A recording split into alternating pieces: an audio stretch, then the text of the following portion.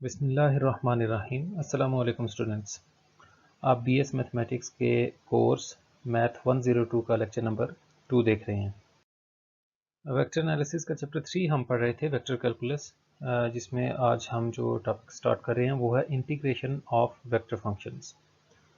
तो देखें, let f of t and g of t be two vector functions of a scalar variable t such that g prime of t मतलब the derivative of g is f of t, then g of t is called an antiderivative of f of t।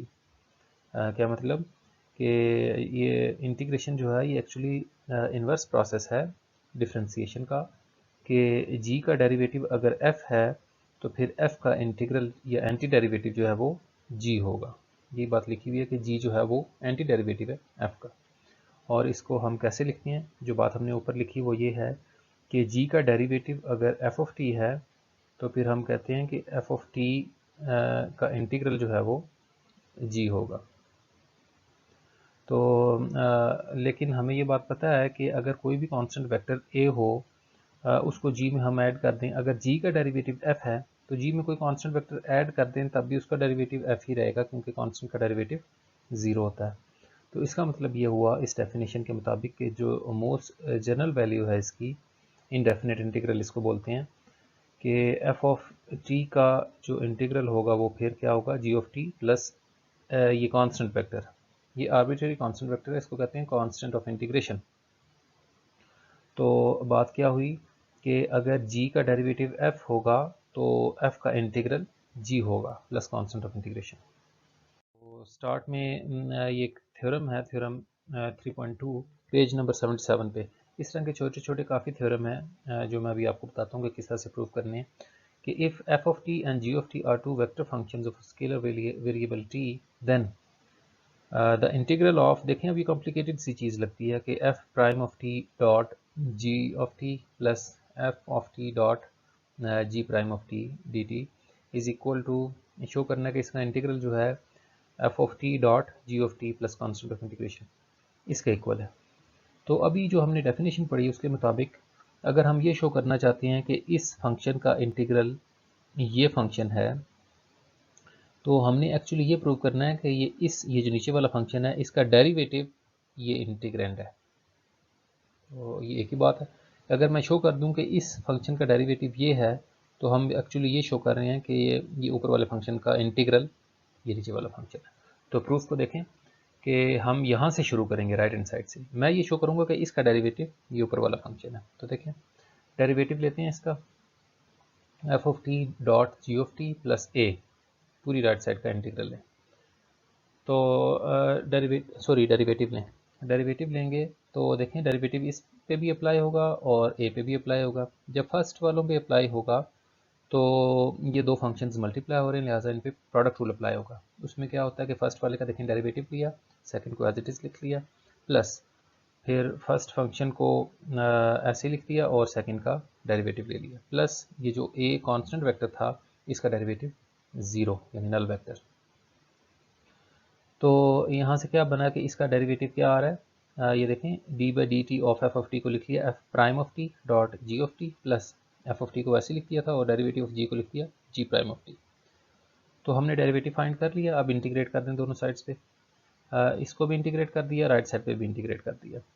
अब ज़रा गौर करें, यहाँ पे तो derivative है और integral है, ये एक दूसरे के इन्वर्स हैं, तो ये एक दूसरे का जो इफेक्ट है वो कैंसिल कर देंगे, तो हमारे पास खाली ये इंटीग्रेंट रह जाएगा। डेरिवेटिव और इंटीग्रल एक दूसरे से कैंसिल हो गए, F of T dot ji of T plus A ये बचा। और राइट साइड पे जो भी चीज़ आ रही थी, यहाँ जी प्राइम है साथ, ये प्राइम मिस हो गया, यहाँ पे ये जी प्राइम है ये वाला, यहाँ पे भी, और ये भी जी प्राइम है। तो F prime dot G plus F dot g prime, इसका इंटीग्रल क्या आया, हम इसको लेफ़्ट साइड पे लिख लेते हैं, यहाँ पे इसको लिखते हैं लेफ़्ट साइड पे। जब इसको लिखेंगे तो ये देखें, ये हमने जो थ्योरम प्रूव करना था वो प्रूव हो चुका है। तो ये प्रूफ देखें बिल्कुल इजी है कि हमने ये जो राइट हैंड साइड है इसका डेरिवेटिव लेना है और शो करना है कि वो इस इंटीग्रेंड के इक्वल है। बस इंटीग्रल अप्लाई करेंगे तो ऑटोमेटिकली खुद ही प्रूव हो जाएगा। तो इस तरह से ये बहुत से थ्योरम है आपके, छोटे छोटे 4-5 थ्योरम है। आपने हर एक में यूँ करना है कि राइट हैंड साइड का डेरिवेटिव जो है वो इंटीग्रेंड के इक्वल शो कर देना। देखें एक्सरसाइज 3.2 इसका क्वेश्चन नंबर 2 है। ये मुख्तलिफ फंक्शंस हैं, कभी कोई फंक्शन देता है कहता है उसको इंटीग्रेट करें, और कभी कोई फंक्शन दे के उसको, जैसे देखें इस क्वेश्चन में ये क्रॉस प्रोडक्ट निकालना है सेकंड डेरिवेटिव के साथ और फिर कहता है इंटीग्रेट करें। इस तरह से मुख्तलिफ क्वेश्चन हैं ये काफ़ी सारे कि जिसमें सिंपल इंटीग्रेशन करनी है। तो ये आपने देख लें उसका प्रोसीजर क्या है कि हमें फंक्शन आर दिया हुआ है और कह रहा है कि r cross d square r by d t square को इंटीग्रेट करना है और शो करना है कि वो इसके इक्वल है। तो ये हमें वेक्टर आर जो दिया हुआ था आर फंक्शन वो ये है 5t² i plus T J minus T cube के। तो डेरिवेटिव लेते हैं D R by d T किसके इक्वल आएगा, ये टी स्क्वायर का डेरिवेटिव 2t होता है तो ये 10t बन जाएगा, t का डेरिवेटिव 1 और t क्यूब का 3t²। अगेन क्योंकि हमें इंटीग्रेंड में सेकंड डेरिवेटिव चाहिए तो 10t का डेरिवेटिव 10 जो t का 1 हो गया, 10 1 10, 1 का डेरिवेटिव 0 और t² का डेरिवेटिव 2t होगा, 3 2 6 तो 6t। तो हम वेक्टर r का d2r by d T square से क्रॉस प्रोडक्ट लेते हैं। क्रॉस प्रोडक्ट का वही तरीका है, आई जे के कंपोनेंट फॉर्म में अगर वेक्टर्स दिए गए हों तो इस तरह डिटर्मिनेंट के जरिए आप निकालते हैं इसका क्रॉस प्रोडक्ट। तो फर्स्ट रो में आई जे के लिख दिया, सेकंड में वेक्टर आर के कंपोनेंट लिख दिए और थर्ड रो में आर के सेकंड डेरिवेटिव। तो डिटर्मिनेंट सिंपल तरीके से आप खोलें, फर्स्ट रो के जरिए मैंने एक्सपेंड किया इसको तो ये रिजल्ट निकला 6t² माइनस का 6t² plus 20t cube minus 10t। अब इस को हमने इंटीग्रेट करना है, ये हमारी लेफ्ट साइड ये राइट साइड। इंटीग्रेट करते हैं इसको इंटीग्रेट करेंगे फ्रॉम 1 to 2, ये डेफिनेट इंटीग्रल है तो इसको इंटीग्रेट कर देंगे। तो इंटीग्रेशन का भी वही रूल है जैसे डिफरेंशिएशन का रूल था, ये लीनियर होते हैं कि सब पे अलग अलग अप्लाई हो जाएगा, ये फर्स्ट पे भी आ जाएगा, सेकंड पे भी और थर्ड पे भी। तो फर्स्ट वाले पे देखिए 6 कांस्टेंट था, बाहर आया, t² पे पावर रूल अप्लाई किया तो t² बाय 3 इंटीग्रेशन का पावर रूल के पावर में ऐड किया और उसी से डिवाइड कर दिया, t क्यूब बाय 3। इसी तरह 20 कांस्टेंट था, बाहर आया, t क्यूब का इंटीग्रल क्या होगा, t की पावर में ऐड करेंगे t पावर 4 बाय 4। इसी तरह 10 कांस्टेंट था, बाहर आया, t का डेरिवेटिव t की पावर में ऐड करेंगे तो t² और 2 से डिवाइड करेंगे यहाँ पे, यहाँ से मेरे से 2 मिस हो गया, यहाँ पे 2 भी आएगा डिवाइडेड बाय 2। तो ये क्या बन जाएगा, इसको देखें 6 से 3 कैंसिल हो रहा है, माइनस 2t क्यूब, ये i यूनिट वेक्टर साथ 20 by 4 5t4 j unit vector और 10 से 2 कैंसिल होगा तो ये मेरे से टाइपिंग में 2 मिस हो गया था, 10 से 2 कैंसिल होगा तो 5t² के यूनिट वेक्टर।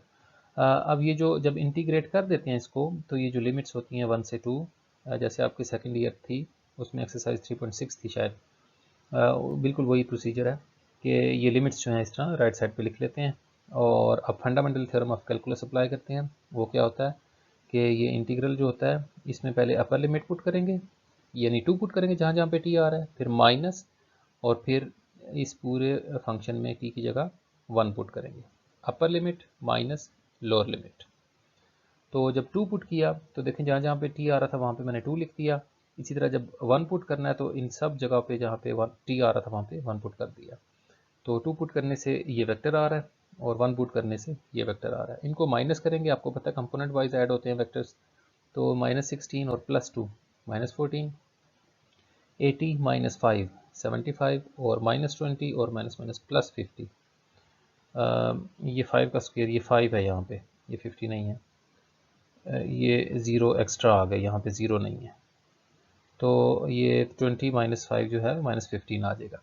तो इस तरह से देखें सिंपल तरीके से इसको इंटीग्रेट करना है आपने। और अगर ये लिमिट्स दी गई हैं, कुछ क्वेश्चंस में ये लिमिट दी गई हैं, ये जैसे 1 से 2 है और बाज़ क्वेश्चंस में नहीं दी गई, तो जहाँ अगर नहीं दी गई तो फिर तो क्वेश्चन यहाँ पे ख़त्म हो जाएगा, लिमिट साथ नहीं लिखी होंगी।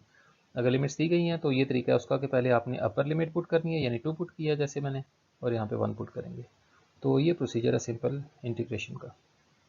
इसको देख के ये आपने काफ़ी सारे क्वेश्चन है जो इंटीग्रेशन के हैं सिंपल, वो आपने कोशिश करनी है, ट्राई करना है। नेक्स्ट देखें exercise 3.2 question number 9, find a vector function which has this as its derivative and this as its value at t is equal to 0। तो इसकी स्टेटमेंट को समझ लें, काफ़ी इंपॉर्टेंट क्वेश्चन है, इस तरह के क्वेश्चन आते रहते हैं कि ऐसा वेक्टर फंक्शन फाइंड करना है जिसका ये डेरिवेटिव, यानी हमें डेरिवेटिव दिया गया है ये डेरिवेटिव है फंक्शन का, उस वो वाला फंक्शन फाइंड करना है जिसका ये डेरिवेटिव है। तो देखें सोल्यूशन, और ये जो वैल्यू दी होती है ना टी की मखसूस वैल्यू पे फंक्शन की वैल्यू दी होती है, ये जो कांस्टेंट ऑफ इंटीग्रेशन होता है उसकी वैल्यू फाइंड करने के लिए होता है। ये अभी देखते हैं क्वेश्चन में कि let f of t be the required function. फर्ज किया कि एफ ऑफ टी वो फंक्शन है जो हमने फाइंड करना है, हमें गिवन किया है, हमने वो फंक्शन फाइंड करना है जिसको हमने एफ ऑफ टी कह दिया, which has this as its derivative, यानी हमें जो क्वेश्चन में दिया गया है वो एफ का डेरिवेटिव है। तो derivative of F of T जो है वो ये क्वेश्चन में जो दिया हुआ था वो है, हमने वो फंक्शन उस फंक्शन तक पहुंचना है। तो हम क्या करते हैं, इसको इंटीग्रेट कर देते हैं। Integrate both sides with respect to t. तो लेफ्ट साइड पे जब इंटीग्रल लेंगे तो वो डेरिवेटिव से कैंसिल हो जाएगा, जैसे अभी हमने थ्योरम में किया था। और राइट साइड पे ये जो भी फंक्शन है इस पर इंटीग्रल अप्लाई हो जाएगा। अब इंटीग्रल आपको अभी बताया कि ये लीनियर होता है, हर टर्म पे अलग अलग से अप्लाई हो जाएगा, कॉस पे भी अप्लाई हो जाएगा, टी सेकेंड स्क्वायर टी पे भी अप्लाई हो जाएगा, टेन टी पे भी अप्लाई हो जाएगा और साइन टी पे भी अप्लाई हो जाएगा। अब कॉस टी का इंटीग्रल तो होता है साइन टी, क्योंकि साइन का डेरिवेटिव कॉस था। और ये जो सेकंड वाला है ना, ये T into second square T, इसमें देखिए दो फंक्शंस मल्टीप्लाई हो रहे हैं, इस पे इंटीग्रेशन बाय पार्ट्स अप्लाई होगा। वही जो आपने एक्सरसाइज 3.6 थी आपकी सेकंड ईयर में, और अभी आप कैलकुलस वाले कोर्स में एक्सरसाइज 4.3 में पढ़ेंगे। तो जैसे भी आपने सीखी थी उसी तरह से अप्लाई करने। ये जो फर्स्ट फंक्शन है टी, ये अलजेब्राइक फंक्शन है, और ये जो सेकंड स्क्वायर टी है ये ट्रिग्नोमेट्रिक फंक्शन है। तो इसको फर्स्ट फंक्शन कंसिडर किया जाएगा और इसको सेकंड। अगर आप यू वी लेते थे तो ये टी वाला जो है ये यू होगा और सेकंड स्क्वायर टी जो है ये वी फंक्शन होगा। तो फार्मूला यूँ होता था कि फर्स्ट को एज इट इज़ लिख लेते थे और सेकंड का इंटीग्रल माइनस फिर इंटीग्रल बड़ा किस चीज़ का, फर्स्ट वाले के डेरिवेटिव का और इनटू सेकंड वाले के इंटीग्रल का। यूँ भी पढ़ते थे आप लोग शायद कि u को ऐसे लिख दिया, v का integral minus integral of derivative of u into integral of v। और ये tan t का जो इंटीग्रल है वो natural log of second t होता है, और sin t का इंटीग्रल माइनस कॉस t होता है, इसी वजह से ये जो माइनस है ये प्लस बन जाएगा। तो इसको सिंप्लीफाई करते हैं, sin t देखें उसी तरह से लिखा हुआ है और t ये लिखा हुआ है। अब देखें टी tan t का डेरिवेटिव होता है सेकंड स्क्वायर टी, लिहाजा सेकंड स्क्वायर टी का इंटीग्रल होगा tan t माइनस t का डेरिवेटिव, ये बाहर वाला इंटीग्रल अपनी जगह पे लिखा हुआ है, t का डेरिवेटिव 1 t के लिहाज से, और फिर वही बात कि सेकंड स्क्वायर का इंटीग्रल tan, क्योंकि tan का डेरिवेटिव सेकंड स्क्वायर था, plus natural log of second T और cos t अपनी जगह पे लिखे हुए हैं। मज़ीद देखें टी tan t उसी तरह से लिखा हुआ है। अब ये 1 इंटू टेन टी मिलकर tan t बन जाएगा, और tan का इंटीग्रल अभी आपको बताया कि tan का integral natural log of second T होता है। तो tan का इंटीग्रल ये देखें natural log of second T लिख दिया, plus natural log of second T into J. अब जे में जो कंपोनेंट था ना उसमें दो फंक्शंस ऐड हो रहे थे, एक पे इंटीग्रेशन बाय पार्ट्स लगाया था और एक ये अलग से लिखा हुआ था, इसके साथ भी जे है और इन दोनों के साथ भी जे है। तो जे को अंदर मल्टीप्लाई करें, sine t i t tan t के साथ भी जे आ जाएगा और minus natural log of second t के साथ भी जे आ जाएगा, plus natural log of second T into j vector plus cos t के। और ये देखें जहाँ पे इंटीग्रल ख़त्म हो गया वहाँ पे मैंने कांस्टेंट ऑफ इंटीग्रेशन ऐड कर दिया, तो ये साथ इसी तरह से आता रहेगा। तो आप गौर करें अगर, तो ये माइनस का natural log of second T J और प्लस का natural log of second T J, ये आपस में कैंसिल हो जाएंगे और हमारे पास ये फंक्शन बच गया। लेकिन हमने वो फंक्शन फाइंड करना था जिसका ये डेरिवेटिव हो, तो हमने ये जो फंक्शन गिवन था इसको f के डेरिवेटिव के इक्वल रखा और f फाइंड कर लिया। लेकिन ये एक अननोन चीज़ है आर्बिट्रेरी जो बीच में आ रही है, तो इसको फाइंड करने के लिए हमें ये वैल्यू दी गई थी कि इसकी वैल्यू जो है इस फंक्शन f की वो t इज इक्वल टू 0 पर ये वैल्यू है। तो हम क्या करते हैं, जो हमने फंक्शन फाइंड किया अभी जनरल, उसमें t की जगह 0 पुट करते हैं। At t is equal to 0 function क्या बन जाएगा, f of 0 sine of 0 i, sine of 0 0 होता है, ये tan 0 पे भी 0 होता है, t भी 0 है, और cos ऑफ 0 पे 1 होता है, प्लस a वेक्टर। अब f ऑफ 0 जो है ना, ये t इज इक्वल टू 0 पे फंक्शन की वैल्यू हमें क्या दी गई है, वैल्यू जो है इसकी वो t इज इक्वल टू 0 पे i प्लस 2k है। तो f ऑफ 0 की जगह i प्लस 2k लिखा, राइट साइड पे देखें ये भी 0 हो गया, ये भी 0, k प्लस a बचा हुआ था। तो हमें a की वैल्यू चाहिए एक्चुअली, तो वरना तो फंक्शन हमने फाइंड कर लिया था, जस्ट a नहीं पता चल रहा था कि हमें क्या है। यहाँ से a की वैल्यू निकल आएगी कि k उधर जाके माइनस होगा, तो i प्लस के, ये प्लस के, ये a की वैल्यू आ गई, इसको इक्वेशन 1 में पुट कर देंगे। तो देखें एफ ऑफ टी ये जो लिखा हुआ था sine t plus t tan t plus cos t, sine t t tan t cos t, उसी तरह से लिखा हुआ है। वेक्टर ए की जगह आई प्लस के लिख दिया, जो कि हमने इस इनिशियल कंडीशन से भी फाइंड किया कि टी इज इक्वल टू 0 पे जो फंक्शन की वैल्यू दी हुई थी उसके ज़रिए हमने ए की वैल्यू मालूम कर ली।